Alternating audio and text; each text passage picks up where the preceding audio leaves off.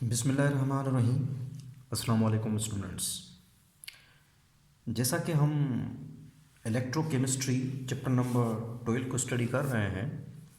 हमारा chapter number 12 जो था वो चल रहा था, जिसमें हमने सिर्फ़ और सिर्फ बैलेंस द इक्वेशन को हमने जो टॉपिक थे उसको हमने स्टडी किया था। बैलेंस द इक्वेशन में हमारे पास दो ही इक्वेशन को मतलब बैलेंस करने के तरीके थे। एक था ऑक्सीडेशन चेंज नंबर मेथड, इसको मैंने पढ़ा दिया था आप लोगों को लास्ट क्लास में, ऑक्सीडेशन चेंज नंबर मेथड। और दूसरा हमारे पास था आयन इलेक्ट्रॉन मेथड, मीन्स के एसिडिक मीडियम में हमने पढ़ा था इसको, आयन इलेक्ट्रॉन मेथड। ये दोनों तरीकों मैंने आप लोगों को समझा दिए थे और सिखा दिए थे। आज हमारे पास आ रहा है, जबकि हम पढ़ रहे हैं इलेक्ट्रोकेमिस्ट्री। ऑलरेडी मैं आप लोग बता चुका हूं कि इलेक्ट्रोकेमिस्ट्री में हम क्या करते हैं कि इलेक्ट्रिकल एनर्जी को कन्वर्ट करते हैं केमिकल एनर्जी में, और केमिकल एनर्जी कन्वर्ट होती है किसमें, इलेक्ट्रिकल एनर्जी में। इसके एक जो हमें आगे जो स्टडी करना है इलेक्ट्रोकेमिस्ट्री में, तो हमारे पास आता है आगे गैल्वानिक सेल, या इसको हम वोल्टिक सेल कहते हैं। इसकी एग्जांपल में आप लोग पढ़ेंगे डैनियल सेल को। यहाँ पे मैंने इसकी कंस्ट्रक्शन जो है, फर्स्ट ऑफ ऑल हम इस गैल्वानिक सेल या वोल्टिक सेल की जो डेफिनेशन है इसको हम पढ़ लेते हैं। गैल्वानिक सेल क्या होता है एक, उसको थोड़ा हम देख लेते हैं। गैल्वानिक सेल में जो रिएक्शंस होगा that will be the spontaneous reaction. जिस उस स्पॉन्टेनियस रिएक्शन के दौरान केमिकल एनर्जी जो है वो कन्वर्ट हो जाएगी इलेक्ट्रिकल एनर्जी में। इसको हम क्या कहते हैं, गैल्वानिक सेल या voltaic cell. So spontaneous reaction,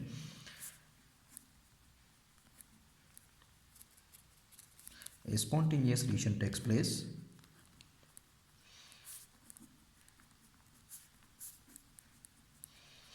in which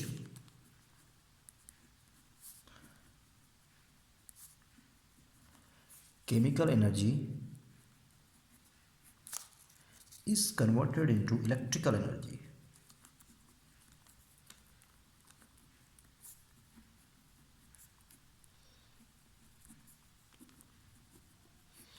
सो एक स्पॉन्टेनियस रिएक्शन होगा जिसमें आपके पास जो होगी chemical energy automatically that converted into electrical energy. जब ये मुकम्मल सर्किट कंप्लीट होगा, पूरे का पूरा जब सेल क्या होगा, कंप्लीट होगा, उस दौरान ये केमिकल एनर्जी मीन्स कि इस सेल के अंदर आपको नज़र आ रही है ये जो केमिकल एनर्जी कॉपर सल्फेट है, इस दौरान आपके पास इलेक्ट्रिकल एनर्जी जो है वो प्रोड्यूस होगी। अब अगर इसकी कंस्ट्रक्शन की बात की जाए तो कंस्ट्रक्शन में मैंने सेल में ऑलरेडी डायग्राम बना के रख दी है। अगर देखा जाए तो it consist of two half cell and divide into two compartments में। इसको हम दो कंपार्टमेंट्स में डिवाइड करते हैं, दो हाफ सेल्स में ये क्या करते हैं, इसको कंसिस्ट है। एक हाफ सेल में जो लेफ्ट हाफ सेल है इसको हम कह सकते हैं लेफ्ट हाफ सेल कह सकते हैं, इसको हम राइट हाफ सेल भी कह सकते हैं। जो लेफ्ट हाफ सेल है उसमें हम 1 मोलर जिंक सल्फेट सोल्यूशन लिया, और जो राइट हाफ सेल है उसमें हमने 1 मोलर कॉपर सल्फेट सोल्यूशन लिया। जिसमें हमने 1 मोलर जिंक सल्फेट सोल्यूशन लिया तो उसके अंदर हम जिंक इलेक्ट्रोड या जिंक की रॉड उसके सोल्यूशन के अंदर डिप की हुई है, और दूसरा हमारे पास जो था कॉपर सल्फेट सोल्यूशन था, उसके अंदर हमने कॉपर इलेक्ट्रोड या कॉपर की जो रॉड है उसको हमने डिप कर दिया। इन दोनों रॉड्स को हमने मीन्स के दोनों इलेक्ट्रोड्स को मीन्स के जिंक इलेक्ट्रोड हो गया या कॉपर इलेक्ट्रोड हो गया, दोनों को कनेक्ट किया गया है वोल्ट मीटर या एमीटर के साथ कनेक्ट कर सकते हो। दोनों सॉल्यूशंस को कनेक्ट किया गया है एक ब्रिज के ज़रिए, जिस ब्रिज का नाम होता है साल्ट ब्रिज। ये आप लोग 9th क्लास में मेरे ख्याल में आप लोगों ने इसको पढ़ा होगा, बस थोड़ा अब उसको हमें रिवाइज करना है।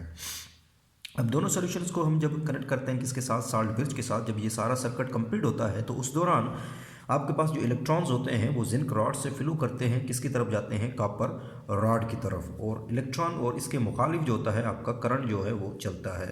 हमेशा याद रखिएगा, इलेक्ट्रॉन के मुखालिफ करंट चलता है तो करंट, इस दौरान करंट प्रोड्यूस होता है।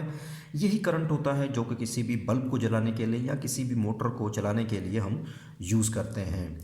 तो आइए इसको हम थोड़ा देख लेते हैं, इसमें रिएक्शंस कैसे होते हैं। याद रहे कि ये जिंक इलेक्ट्रोड है, अगर हम आगे इलेक्ट्रोकेमिकल सीरीज़ पढ़ेंगे, इलेक्ट्रोकेमिकल सीरीज़ में ये है कि जो zinc is more active than copper. Zinc जो मेटल है that is more active than copper. इसका मतलब ये हुआ कि जिंक जो होता है वो लूज़ करने की, जो इलेक्ट्रॉन लूज़ करने की सलाहियत ज़्यादा है एज़ कम्पेयर टू कॉपर। तो हम कह सकते हैं कि zinc is more active than copper है, zinc is more active than copper. Copper के मुकाबले में जिंक ज़्यादा एक्टिव है, जिसकी बिना पे जिंक की इलेक्ट्रॉन की जो लूज़ करने की सलाहियत है वो ज़्यादा है एज़ कम्पेयर टू कॉपर। यही वजह है जिंक अपने क्या कर देता है, ये जो जिंक की जो रॉड है इसके ऊपर जो जिंक होता है ये अपने इलेक्ट्रॉन क्या कर देता है, लूज़ कर देता है।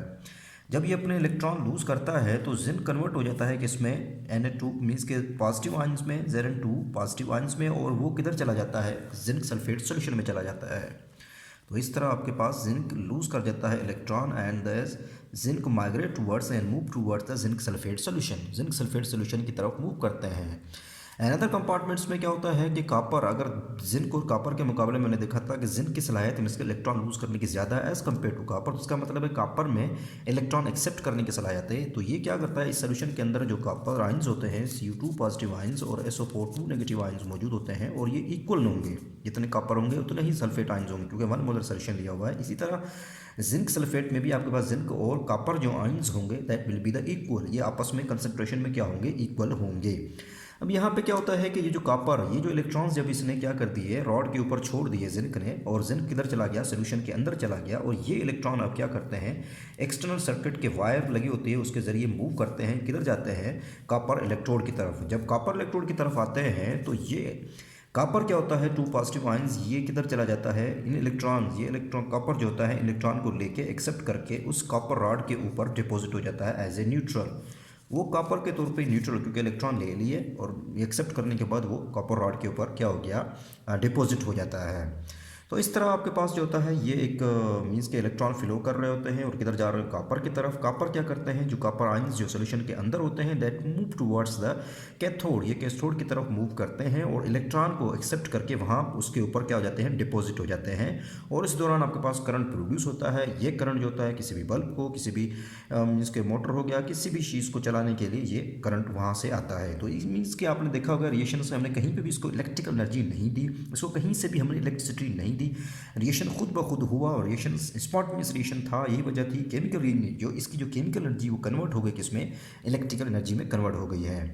अब अगर इसका जो रिएक्शंस देखें अभी हमने जो पढ़ा था इसके रिएक्शंस क्या हुए थे,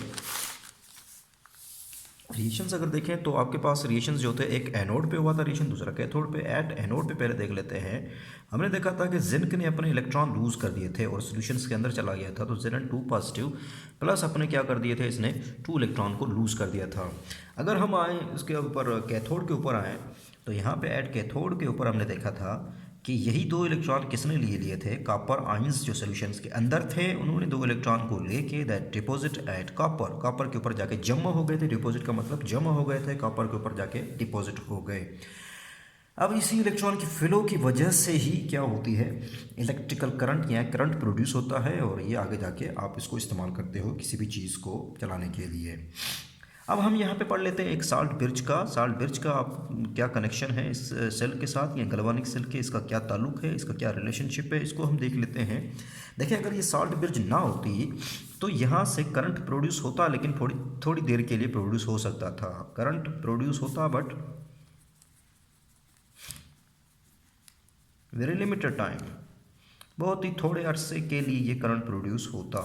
ऐसा क्यों था, थोड़ा हम इसको डिस्कस कर लेते हैं, थोड़ा समझ लेते हैं। लेट सपोज भूल जाएं कि आपके पास ये साल्ट ब्रिज नहीं है, इसको आप भूल जाएं, साल्ट ब्रिज आपके पास नहीं है। होता ये है कि ये जो कॉपर, देखें ये जो जिंक की जो रॉड है, इसमें से जो जिंक के जो आपके पास होता है वो किधर चला जाता है, इस सोल्यूशन के अंदर चला जाता है। जब ये सोल्यूशन के अंदर चला जाता है इसका मतलब है कि जिंक के आयंस जो हैं, 2 पॉजिटिव आयंस जो हैं उस सोल्यूशन के अंदर क्या करते जा रहे हैं, बढ़ते जा रहे हैं। देखें ये जिंक जो है वो किधर जा रहा है, माइग्रेट कर रहा है, सोल्यूशन के अंदर जा रहा है, इलेक्ट्रॉन अपने छोड़ के जा रहा है किसके ऊपर, एनोड के ऊपर। तो इट मीन्स कि यहाँ पे आपके पास जो जिंक है इसकी कंसंट्रेशन बढ़ती जा रही है, मीन्स के पॉजिटिव चार्ज बढ़ता जा रहा है, जिसकी बिना पे अब क्या होगा, जब पॉजिटिव चार्ज बढ़ेगा तो ये जिंक क्या कर लेंगे, इस रॉड को जब सराउंड करेंगे, इसका मतलब ये हुआ कि जिंक दोबारा इलेक्ट्रॉन को अट्रैक्ट करेंगे, क्योंकि इसके ऊपर पॉजिटिव चार्ज है, वो इलेक्ट्रॉन को अपनी तरफ अट्रैक्ट कर लेंगे, उनको इस इलेक्ट्रॉन को जाने ही नहीं देंगे।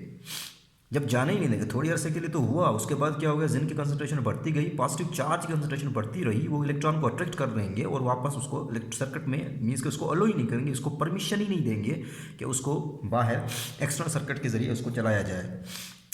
तो यही वजह है। और दूसरा यहाँ पे देखें कापर, कापर देखें आप, पॉजिटिव चार्ज जो होता है वो किधर जाता है, इस प्लेट के ऊपर जाके, इस कापर उसके रॉड के ऊपर जाके डिपॉजिट हो जाता है। जब वो डिपॉजिट होता जा रहा है, इट मीन्स कि यहाँ पे SO4 जो नेगेटिव है, टू नेगेटिव चार्ज की, मीन्स कि नेगेटिव चार्ज बढ़ता जा रहा है और पॉजिटिव चार्ज कम होता जा रहा है। जब नेगेटिव चार्ज बढ़ता जाएगा इट मीन्स कि वो क्या करेगा, कॉपर आयंस को जाने नहीं देगा उसके ऊपर, क्योंकि वो कॉपर आयंस को अट्रैक्ट करेगा उस प्लेट के ऊपर, उनको मीन्स के डिपॉजिट होने ही नहीं देगा। तो यही वजह है कि इसको सर्किट को कंप्लीट करने के लिए हम क्या लगाते हैं, एक साल्ट ब्रिज का यूज़ करते हैं। साल्ट ब्रिज क्या करती है कि इन चार्ज को, जो चार्ज आयन है, इनको बैलेंस रखती है। अगर यहाँ पे Z पॉजिटिव चार्ज बढ़ते जा रहे हैं तो फिर इधर से क्या आएंगे, Cl नेगेटिव चार्ज आएंगे, इस सोल्यूशन के अंदर आएंगे और नेगेटिव चार्ज को क्या कर देंगे, उसका बैलेंस कर देंगे। सेम इसी तरह अगर कॉपर पॉजिटिव चार्ज ऊपर किधर जा रहे हैं, उस मीन्स के कॉपर इलेक्ट्रोड के ऊपर जा रहे हैं, तो ये के पॉजिटिव चार्ज किधर आएंगे, इस सोल्यूशन के अंदर आएंगे और इनको क्या रखेगी, मीन्स के पॉजिटिव और नेगेटिव चार्ज दोनों को बैलेंस रखेगी। दोनों साइडों पे आपस में क्या रहेंगे, बैलेंस रहेंगे। जब बैलेंस रहेंगे इट मीन्स के आपके पास क्या आएगा, एक रिएक्शन जो है वो चलेगा और उस दौरान मीन्स के आपके पास इलेक्ट्रॉन्स फ्लो करेंगे, इलेक्ट्रॉन फ्लो करेंगे तो करंट क्या होगा, प्रोड्यूस होगा। तो यही वजह है कि ये सर्किट को कंप्लीट करती है। ये आपके पास जो है salt bridge that complete the circuit, ये दोनों सोल्यूशन को आपस में मिक्स होने नहीं देती। अगर दोनों सोल्यूशन मिक्स हो जाएं तो मिक्स होने के बाद मीन्स के इलेक्ट्रॉन फ्लो ही नहीं करेंगे, इन दोनों के डिफरेंस की वजह से इलेक्ट्रॉन क्या करते हैं, फ्लो करते हैं। तो ये था आपके पास साल्ट ब्रिज का थोड़ा बहुत फंक्शन। यहाँ पे मैं आप लोगों को इसके नोट्स प्रोवाइड कर दूंगा साल्ट ब्रिज का फंक्शंस के बारे में। और ये था आपके पास गैल्वानिक सेल के हवाले से पूरा, जिसमें आपने देखा कि केमिकल एनर्जी कन्वर्ट हो गई किसमें, इलेक्ट्रिकल एनर्जी में।